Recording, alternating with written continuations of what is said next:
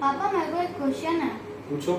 पापा ये इलेक्ट्रिसिटी होती क्या है? जैसे मेरे को पहले झटका लगा था और लोग बोलते हैं कि इसके अंदर इलेक्ट्रिसिटी होती है तो दिखती क्यों नहीं है और ये कहाँ पे बनती है? अच्छा ठीक है, चलो आज ये टॉपिक पे अपन बात करेंगे और अपन जानेंगे कि इलेक्ट्रिसिटी होती कैसे है, ये बिजली बनती क्या है, होती क्या है, हम हमारे घर में आती कैसे है, और सबसे पहले ये जानते हैं कि मतलब बनती कैसे है, होती कैसे है, सब जानेंगे। उससे पहले ये जाने कि बिजली है क्या है। तो आज हम जानेंगे बिजली क्या है। ठीक है। नमस्कार दोस्तों, मैं बलवंत पुरोहित आप सभी लोगों का दिल से धन्यवाद करता हूं कि आपने मेरी वीडियोस को देखा, सराहा और सब्सक्राइब किया। अभी जैसा कि आप सभी लोग देख रहे थे कि मेरा जो बड़ा बेटा है दुष्यंत पुरोहित, उसकी एक क्वेरी थी कि इलेक्ट्रिसिटी क्या होती है। वो जानना चाह रहा था कि बिजली क्या होती है। वो दिखाई नहीं देती लेकिन झटका जरूर देती है, जो कि उसने उस चीज़ का आनंद लिया है। तो उसको मैं आसान भाषा में जो बच्चे समझ पाए वैसा उसके साथ में मैं उसको पेपर पेन की मदद से बताने की कोशिश करूँगा, और वो आप लोगों के मध्य में भी शेयर करूँगा, जिससे क्या है कि घर पे आपके जो भी छोटे बच्चे हैं उनके साथ में आप उन चीज़ों को बता पाएँ, और हमारे सभी के घर पे जो छोटे बच्चे हैं वो इन चीज़ों के बारे में जान पाए कि हमारे यहाँ पे जो पंखे चल रहे हैं, लाइटें चल रही है, बोरवेल की मशीन्स चल रही हैं, या एसी चल रहा है, गीजर चल रहे हैं, हीटर्स चल रहे हैं, तो ये चलते हैं उनके पीछे कौन सी एनर्जी काम कर रही है, आती कहाँ से, बनती कैसे हैं। क्योंकि बच्चों का जो दिमाग होता है काफ़ी क्यूरियोसिटी से भरा होता है, और वो क्यूरियोसिटी जब तक फुलफिल होती रहती है तब तक उनको बड़ा मज़ा आता है। तो चलो मैं उसके लिए एक कोशिश करता हूँ, आओ देखें कि ये बनती कैसे है। इलेक्ट्रिसिटी क्या होती है ये जानने के लिए सबसे पहले हमें ये जानना ज़रूरी होगा कि हमारे जो भी यूनिवर्स के अंदर में, दुनिया के अंदर में हम सभी जो चीज़ें देख रहे हैं उसमें से किसी भी धातु, किसी भी प्लास्टिक, यहाँ तक कि हवा, जो चीज़ें सभी हैं जो दिखाई दे रही हैं या नहीं दिखाई दे रही हैं, जो अस्तित्व में है, वो सभी चीज़ें एक सबसे छोटे, उन सभी चीज़ों का एक सबसे छोटा टुकड़ा अगर आप करोगे तो उसको अणु बोला जाएगा, एटम बोला जाएगा। जो अणु या परमाणु जिसको बोलते हैं, उसकी संरचना जो होती है वो इस तरह के गोले के जैसी है। बीच में उसके पॉजिटिव चार्ज जिसको प्रोटॉन बोला जाता है वो होता है, और एक न्यूट्रॉन होता है। प्रोटॉन और न्यूट्रॉन, न्यूट्रॉन पे कोई चार्ज नहीं होता, तो उसकी बात हम नहीं करेंगे। और इसकी जो परिधि है या पेरिफेरी है, उसके ऊपर में इलेक्ट्रॉन्स रहते हैं। जैसे हमारा बूंदी का लड्डू रहता है ना, उस टाइप का ही आप शेप समझ लीजिए। और बूंदी की लड्डू में जो चाशनी होती है जिसकी वजह से पूरा बूंदी का लड्डू बना रहेगा, उसी तरीके से जैसे वो बूंदी के लड्डू को चाशनी पकड़ के रखती है, उस तरीके से ये पॉजिटिव और नेगेटिव जो चार्जेस हैं वो उन दोनों के बीच में आकर्षण होता है। हमेशा पॉजिटिव नेगेटिव के बीच में आकर्षण होगा। और जो सॉरी, ये थोड़ा जूम परेशान कर रहा है मुझे, मेरे प्रोफेशनल। ये जो हैं पॉजिटिव नेगेटिव एक दूसरे की तरफ अट्रैक्ट होंगे, ठीक है। यही अगर मेरा नेगेटिव नेगेटिव होता तो एक दूसरे को रिपेल करते हैं। जैसे चुंबक के अगर साउथ और साउथ या नॉर्थ और नॉर्थ को अगर आप आमने सामने ले जाओगे तो रिपेल करेंगे। सेम वे में पॉजिटिव और पॉजिटिव को भी अगर आप पास में ले जाओगे तो ये चार्जेस भी एक दूसरे को रिपेल करेंगे।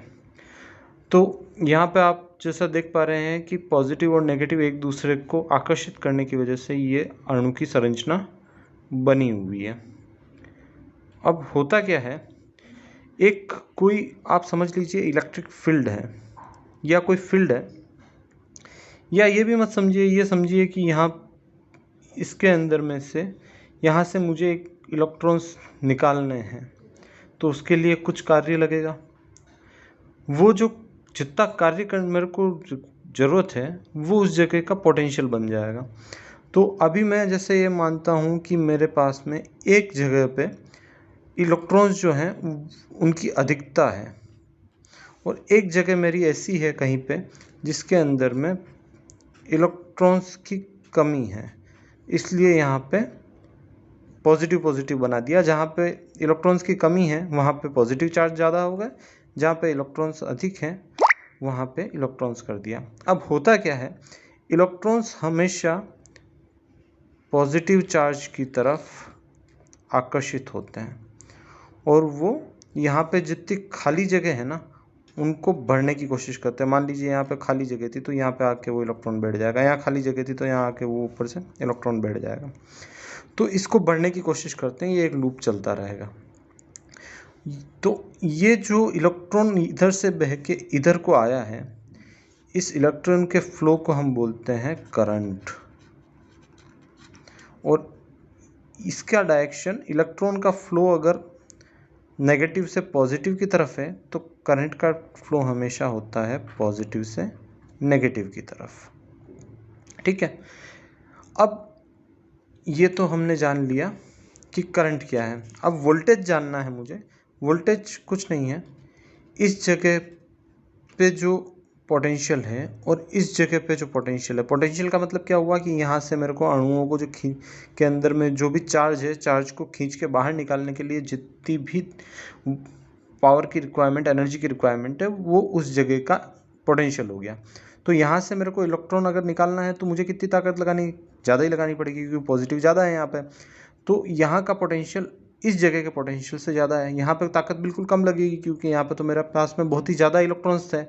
तो अब मेरे को यहाँ पे से इलेक्ट्रॉन्स को रिमूव करना है तो बहुत आसानी से कर सकता हूँ। यहाँ से मेरे को रिमूव करना है तो बहुत मुश्किल से होगा।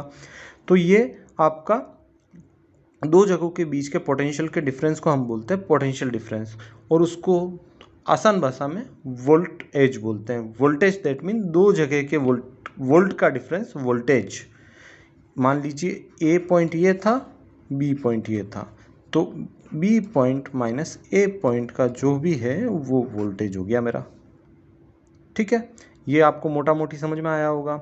उसके बाद में अगर इसी को मैं मैकेनिकल तरीके से या और समझने लायक तरीके से अगर मैं आपको एक समझाने की कोशिश करूं कि करंट क्या है और वोल्टेज क्या है, तो मान लीजिए मेरा ये पानी का टंकी है। अब ये मेरा पानी के टंकी के अंदर में क्या है, ये मेरा पानी भर दिया मैंने पानी के टंकी के अंदर में। ठीक है, अब यहाँ से मेरे को पानी इस पाइप के माध्यम से नीचे आने वाला है। ठीक है,